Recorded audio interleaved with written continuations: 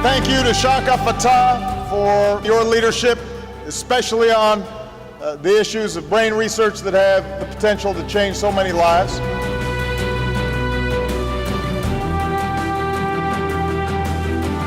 Especially Congressman Chaka Fattah, for whom this has been a life passion. Well, welcome again to the most exciting show on television, A Capital Idea. And I want to thank you for joining me.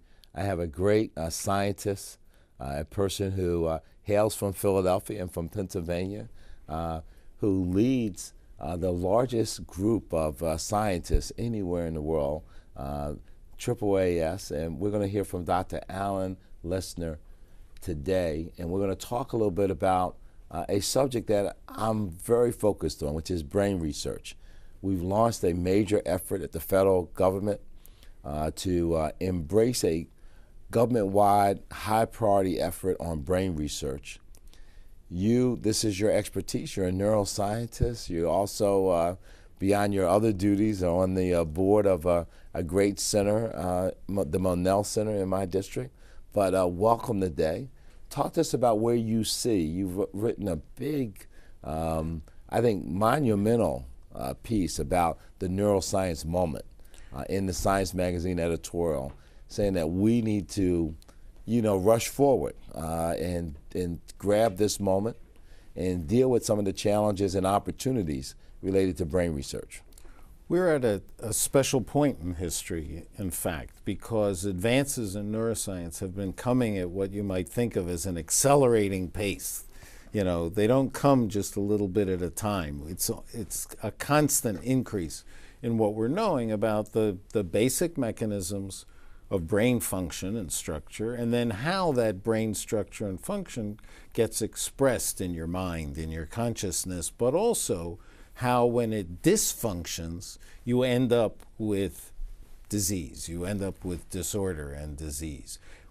What's happened, actually, is that advances in technology over the last decade or so have enabled us to ask entirely new kinds of questions about the nature of mental illness or the nature of addiction, because we now can begin to look into your brain and watch your mind being generated. It's really a very special point in scientific history. Well, just to lay the basic foundation for our viewers, right? So in the human brain, in this almost 3 pounds in between our ears, there are over somewhere approaching 100 billion neurons and a trillion plus connections, both chemical and electrical connections. So the brain is a very complicated, it is the most complicated computer that you could ever imagine. And how did you get interested in this field, firstly? I came into neuroscience through psychology. I actually was a psychology major in college and then in graduate school. We didn't have neuroscientists then, we just had psychologists and physiologists, and I was on the psychology. And my interest came because I wanted to understand how the brain can generate your mind. That was the core kind of a question. Now, I'm sad to say 40 years later, we still don't quite know the answer to that question, but we have learned a phenomenal amount about brain function, both healthy and unhealthy brain function. So I started out as a basic scientist interested in the question of how does bodily process, how do the hormones that come out of your brain influence your behavior? So I was interested in aggression. I was interested in submissive behavior, the other end from aggression. And then over time, I spent some time as the deputy director, then the acting director of the National Institute of Mental Health, and then I directed the National Institute on Drug Abuse, where we came to a real understanding that addiction is fundamentally a brain disease.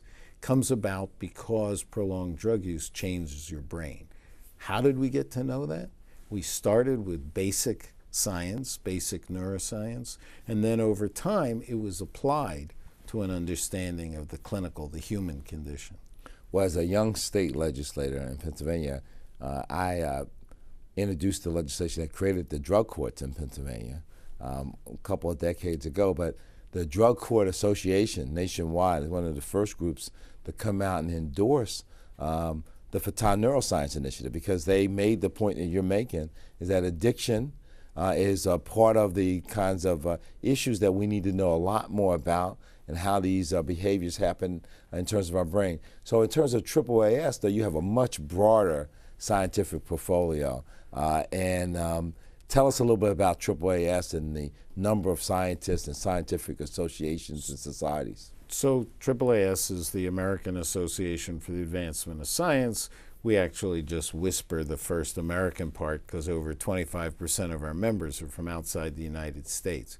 We have about 120,000 individual members, and then we have 260 affiliated societies, other scientific societies and academies. So we actually represent some 10 million scientists around the world.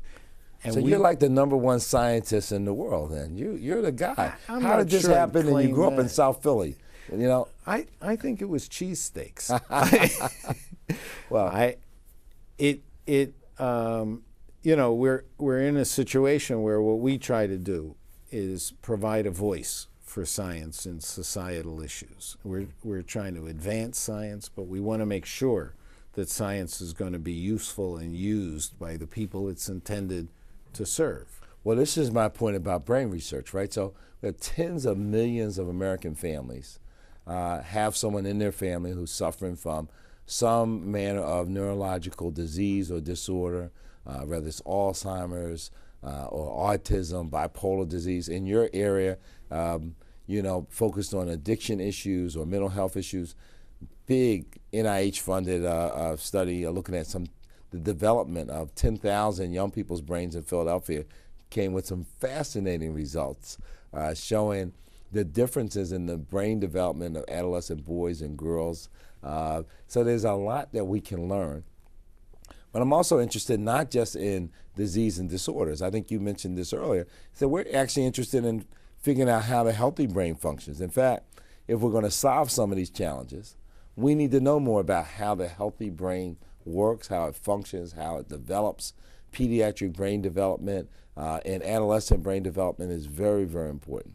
So I agree totally with your point, because we're never going to understand the effects of brain dysfunction or an unhealthy brain until we understand a healthy brain, because we have to know what we're comparing it to. How do you know it's unhealthy if you don't understand the normal situation? Your point about adolescence is really interesting, because it's about 15 years ago that we finally learned that the brain of an early adolescent is substantially different from the brain of a 20-year-old. And you know, if you think about it and how it's laying down gray matter over the front of the brain, the part of the brain responsible for impulse control, might help explain a little bit why your 13-year-old feels like he or she is a different species from your 20-year-old. Their brains are different, and that's why they behave differently. But we only will understand that kind of phenomenon if we study the healthy brain. Well, one of the things that came out of this, and this is the biggest data set I think ever. They looked at young people's brain developments from 8 to 18, 50% in Philadelphia, 50% right in the suburbs of Philadelphia.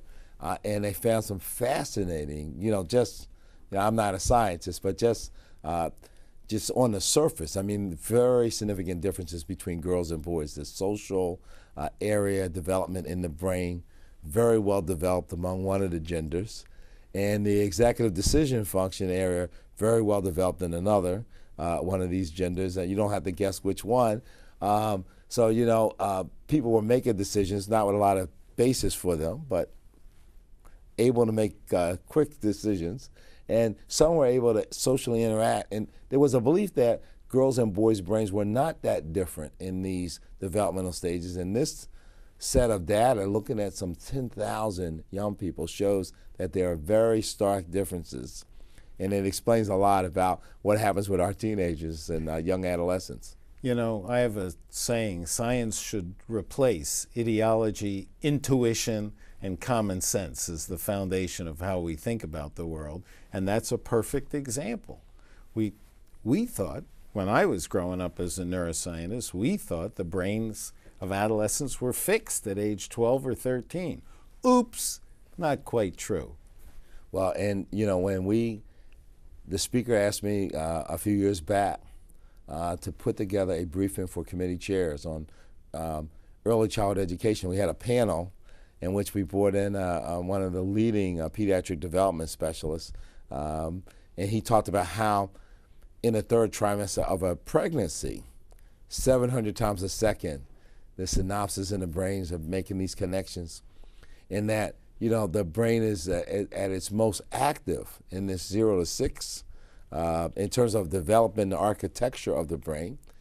In our state, we don't even think about education at that level, but the truth is young people can learn so much more in the early years, because that's when the brain is almost like a sponge in terms of learning foreign languages. And they had one study where you took a child and raised them in a English-speaking household, and you take the same child and put them in a language, a different language speaking household, and after a period of time, they could pick up that other language just as quickly as if they had been raised in that household all along, because young people can learn so much more. So this is a fascinating subject area. We have traumatic brain injury, which is a big deal. We have almost 2 million traumatic brain injuries in our country each year. A lot of our returning soldiers who are injured have had concussions. We have the NFL issue, and now that's spread to other sports, soccer, lacrosse. Big concern about concussions. What do you think of where we need to be looking in terms of trying to understand better some of the effects, not of disease or disorders, but actual injuries to the brain? We had our own colleague, Congresswoman Gifford, who was shot in the brain, and it used to be thought that if you lost areas of the brain couldn't rewire, but it appears that it can find ways back. That's another example where science contradicts common sense or what's so-called common knowledge.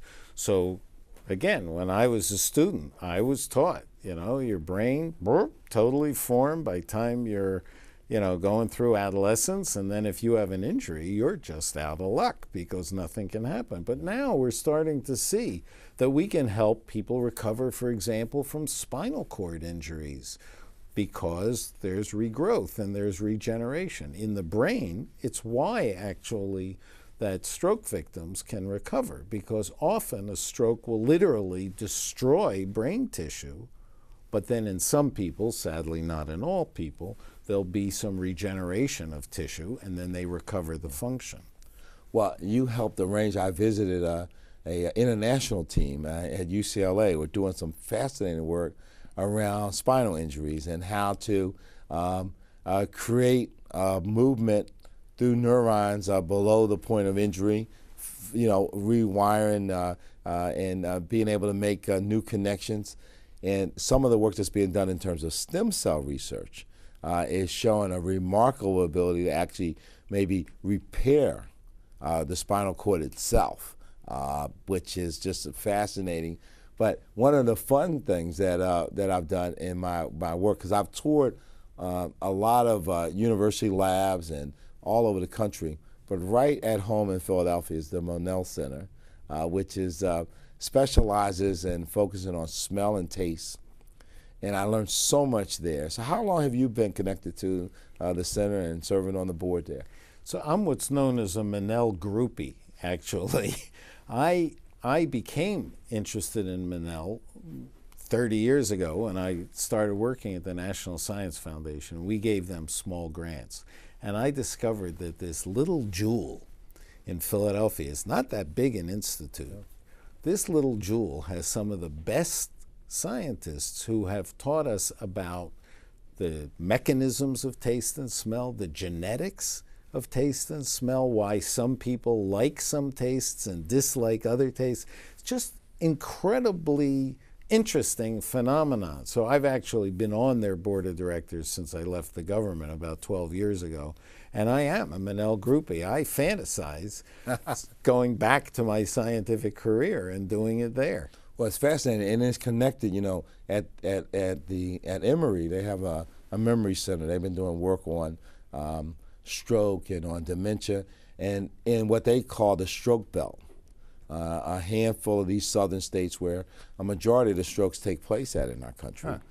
They connected it up with diets that are almost hereditary over many, many generations of families, diets in these southern states. Right.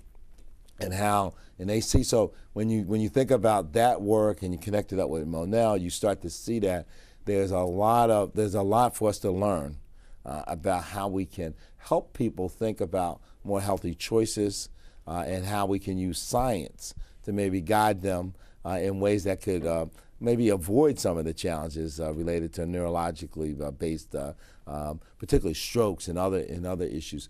So what we're trying to do is get the government of the United States of America, and I think we're well on our way. We've created this interagency working group, gotten 20 federal agencies together.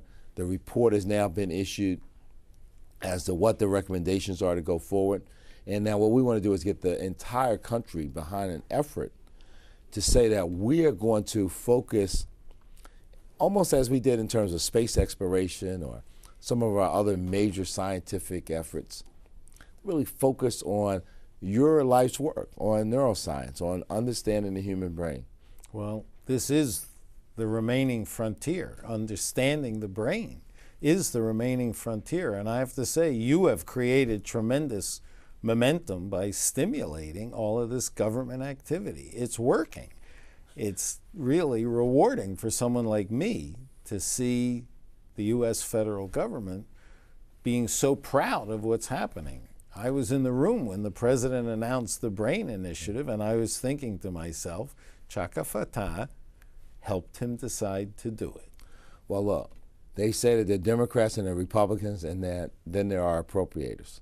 And I happen to serve on the Appropriations Committee. And what I've said is, for my team, science is number one, but a superior among equals is neuroscience. I think that, and it's funny, I think we can get the country more interested in science if we make science more relevant to the lives of the American public. And there's no issue that is so cross-cutting.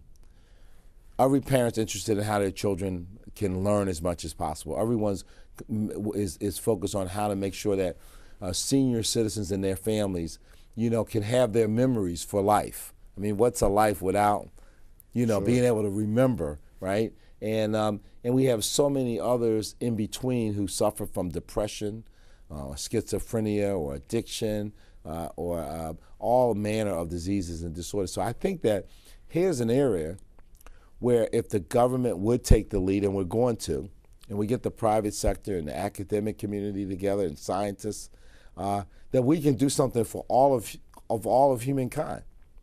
And we have other nations who want to do. I was in Israel, and the president of Israel, Shimon Peres, said, he says, look, our minds have helped us create these great computers, but our minds have not allowed us to understand how our brains actually function. And he said, and it was a fascinating, very profound statement, but it shows that, and we see it, that now's the point, as your editorial said, this is the neuroscience moment. We can do this. And I want to thank you for all that you've done.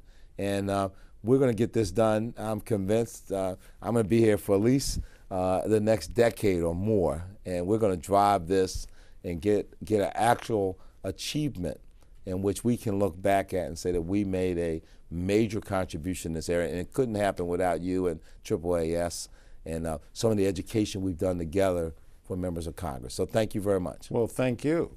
Thank you for your leadership. And thank you for being on the best show on television. It's better than cartoons, right? Thank you. Thanks.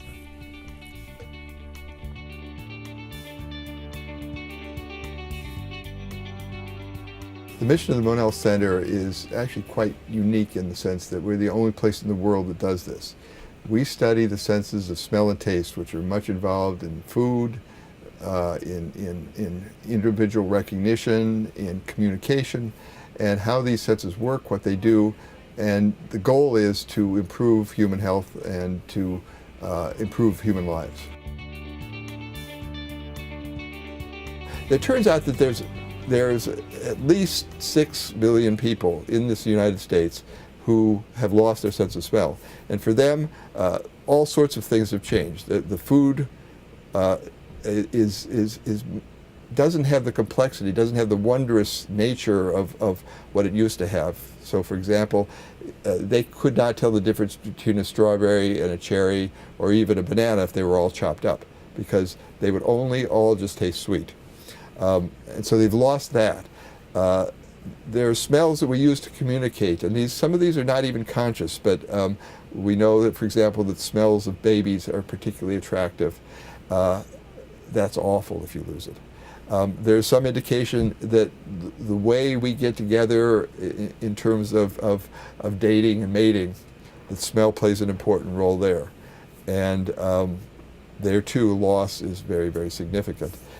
So there are many ways which is really very, very unpleasant, but there's some that are truly dangerous. So when you lose your sense of smell, and some studies here showed, for example, that one of the first smells to be lost is the smell that's associated with leaking gas.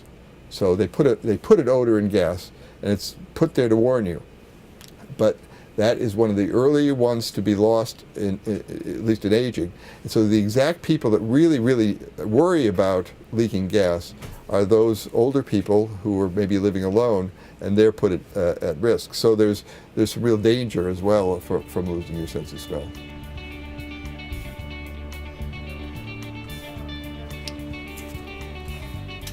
One of the big issues that we have to deal with is the use of the word taste. Taste has two meanings. So for us scientifically, we're talking about taste in an anatomical sense. And here, taste is those qualities detected in your mouth that signal sweet, salty, sour, bitter, and this other one, umami, which is the taste of amino acids. And so these are fundamental things that evolved to ensure appropriate eating of calories, ensure you don't get poisoned from bitter things like that. But when people talk about the taste of, say, a strawberry, they're talking about not just the taste, the sweetness or the sourness, but they're also talking about the smell. And so the word taste there more generically means taste and smell. And so, for example, we have people that come in to see us for taste problems, and they report to their doctor that I can't taste anymore. Maybe they've had a car accident, maybe they've had upper respiratory disease. When my colleagues test them, they almost never have a real taste problem, they have a smell problem. But people confuse that. And one way that anybody can test themselves is really simple, is to take, we use jelly beans, which is the easiest thing. So you take a jelly bean of any kind of one of the good ones, the small ones, that have the really strong flavors. Hold your nose, put that in your mouth, chew it up, and just don't let go of your nose. And what you'll experience there is sweetness. Depending upon the jelly bean, it may be a little bit tingling. If it's a cinnamon one, it may have a little bit of sourness to it, but that's it.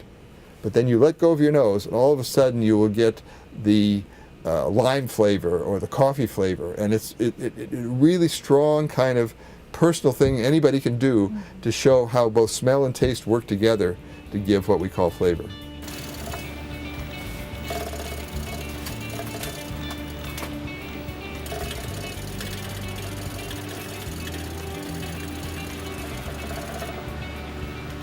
One of the most interesting things about recent discoveries in the world of taste and in smell has been that we discovered the receptors for taste on taste buds on the tongue, kind of bumps you can look at, smell on smell receptors that are up here, and the minute somebody finds those things, they say, well, where else might they be?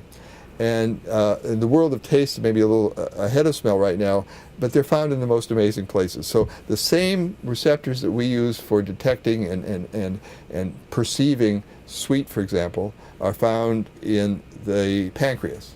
And so in the mouth, they recognize sugars. In the pancreas, they also recognize sugars. Nature reuses things many times. These same receptors are found in the stomach. And there, too, they may be involved in recognizing sugars. They're found in other parts of the body. Bitter receptors, which we know in the mouth serve to protect against poisons, are found, for example, in the nose. And what are they doing there? Well, recent studies that we've been doing along with people at the University of Pennsylvania have shown that these bitter receptors are involved in detecting products that bacteria make. And so they can detect these products, and when the bacteria are there, they recognize them and cause various things to happen to try to kill those bacteria. It's not something we're conscious of, but so we've got these smell receptors, taste receptors in our nose. Similarly, we've got them in our lungs. So it looks as if they're all over our body, and the conscious part is when we eat or when we sniff, but the unconscious part may be just as important.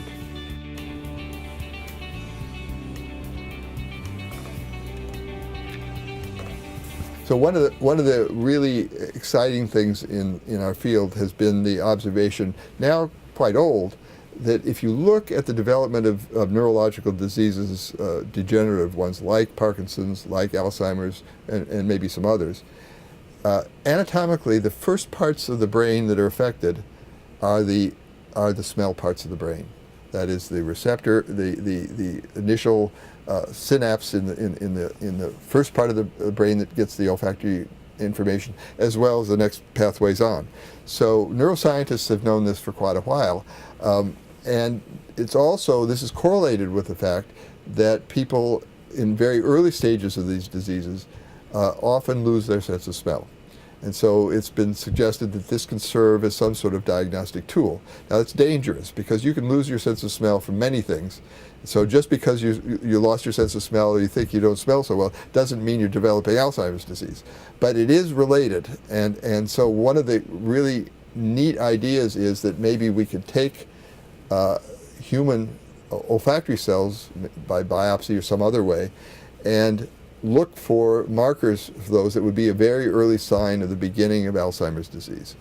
There was even some thought at one time, which I'm told is still some people believe, that perhaps some component of some of these degenerative diseases is caused by something that actually literally comes into the brain up the olfactory receptor pathway.